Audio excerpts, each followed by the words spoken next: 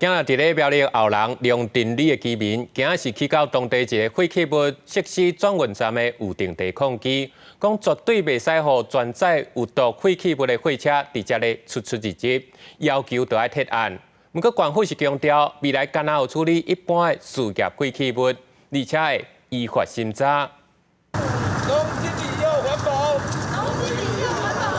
60位民众伫咧风雨当中行去咧街头大声抗议，因拒绝参与环保公司伫咧苗栗县后龙镇兴建废弃物设施转运站。去年底厂方举办地方说明会，已经表达强烈反对，但是苗栗县环保局有愿向业者保证定时，因烦恼有毒或者是放射性的废弃物入场，污染水源，也影响到附近国小学童的学习环境。他们所有的集数说。 地方很支持，然后呢，我们这些里民都没有抗议，我们这些里民都完全同意，哈。然后最重要、最可怕的就是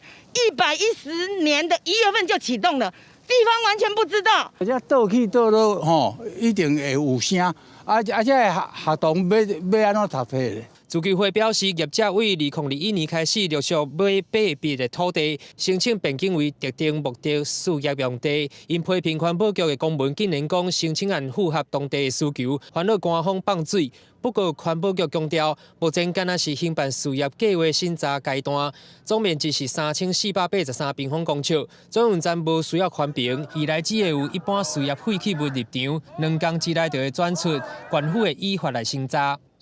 环保主管机关的权责就是说，这各相关主管机关也是大概会类似的，就是如果说在我们主管法令上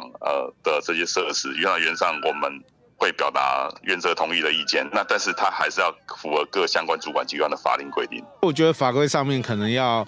稍微修正，说废弃物储存的设施应该要用更低的规格的状况底下，就应该要环评，然后我觉得这样子民众才有办法信任政府。业者这个进前无对外回应，环团是认为，就算讲无需要环评，但是县府应该有一套严格的把关机制，降低民众的疑虑。自居会是强调，环保局若是无驳回专案，未来会发动更较激烈的抗争，守护环境。记者苗栗报道。